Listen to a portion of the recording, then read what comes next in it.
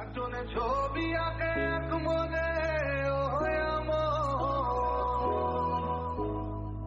আরেকজনে বসে বসে রং মাখে। হ্যালো বন্ধুরা, সবাই কেমন আছো? আশা করছি সবাই খুব ভালো আছে। আমিও খুব ভালো আছি। বর্ণালী কিচেন আর লাইফস্টাইল ব্লগে তোমাদের আরও একবার ওয়েলকাম, অনেক অনেক ভালোবাসা। আজকে দেখো আমি নিরামিষ একটা বাঁধাকপি রেসিপি তোমাদের সাথে শেয়ার করছি। তো তোমরা সম্পূর্ণ ভিডিওটি দেখো, যদি ভালো লাগে অবশ্যই লাইক কমেন্ট করে দিও। আর এটা একটা এমনই রেসিপি যেটার সাথে ভাত, রুটি, পরোটা, মুড়ি সব কিছুর সাথে খুবই ভালো লাগে। তো চলো তোমরা সম্পূর্ণ ভিডিওটি দেখো। আর নতুন যদি কোনো বন্ধু আমার ভিডিওটি দেখে থাকো অবশ্যই চ্যানেলটি সাবস্ক্রাইব করে পাশে থাকা বেল আইকনটি প্রেস করে দিও। তো চলো বন্ধুরা রেসিপিটি দেখে নাও।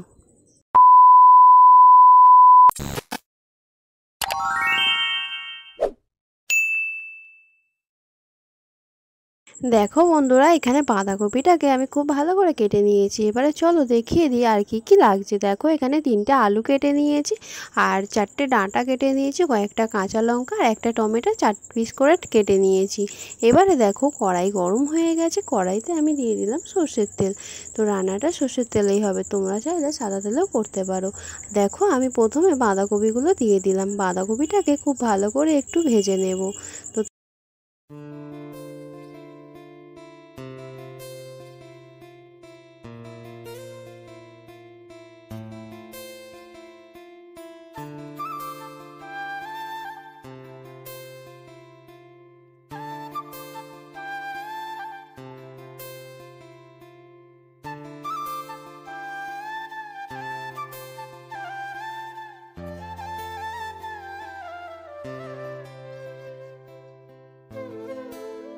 দেখো বাঁধাকপিটা আমার অনেকটাই ভাজা ভাজা হয়ে এসছে। এবার পরিমাণ মতো লবণ দিয়ে দিলাম, দিয়ে আবারও একটু ভালো করে ভেজে এবারে তুলে নিলাম একটা পাত্রের মধ্যে।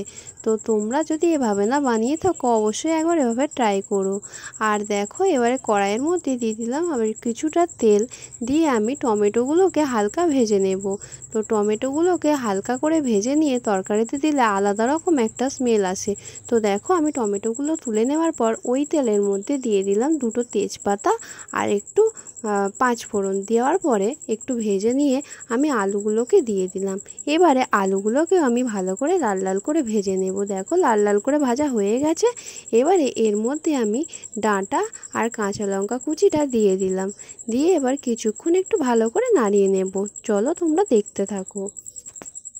দেখো আমি এবারে পরিমাণ মতো লবণ দিয়ে দিলাম। লবণটা দেওয়ার পরে আবারও কিছুক্ষণ খুব ভালো করে নাড়াচাড়া করে নেব।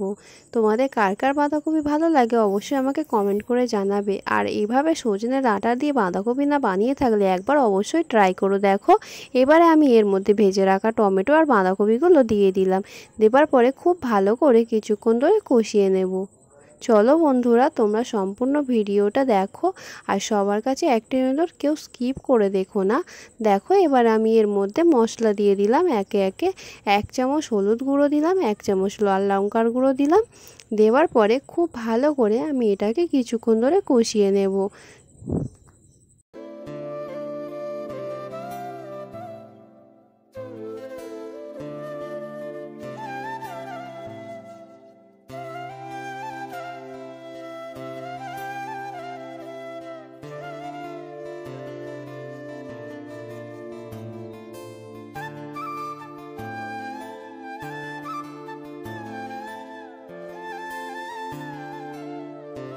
সজনে ডাঁটা দিয়ে বাঁধাকপি একবার এভাবে বানিয়ে দেখো, খেতে খুবই ভালো হয় আর সব কিছুর সাথে খুব ভালো লাগে খেতে। দেখো এবারে পরিমাণ মতো জল দিয়ে দিলাম আলুটা সিদ্ধ হওয়ার মতো।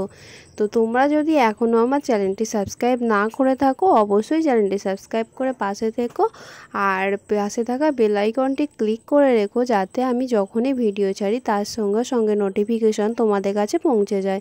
তো বন্ধুরা তোমাদের অনেক অনেক ভালোবাসা আমার ভিডিওটি দেখার জন্য। দেখো বন্ধুরা আমি এবার একটু ঢাকা দিয়ে দিলাম।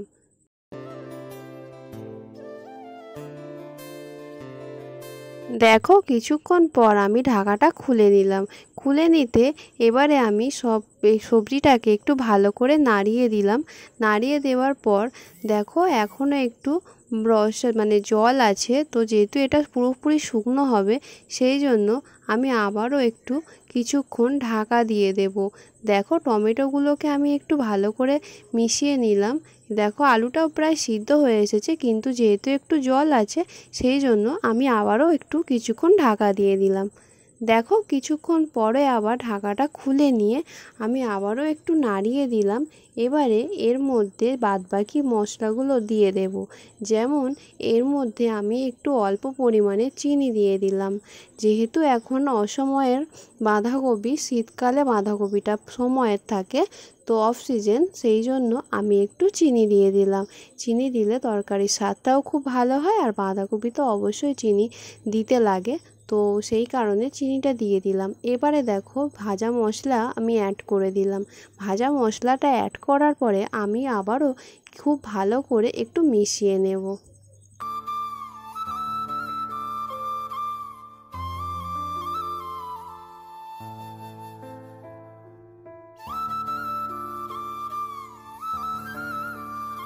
দেখো বন্ধুরা, আমার বাঁধাকপির তরকারি একেবারে রেডি হয়ে গেছে। কেমন লাগলো অবশ্যই তোমরা কমেন্ট করে জানাবে। আর সবাইকে অনেক অনেক ভালোবাসা। এতক্ষণ ভিডিওটি দেখার জন্য সবাই ভালো থেকো, সুস্থ থেকো, টাটা, লাভ ইউ অল।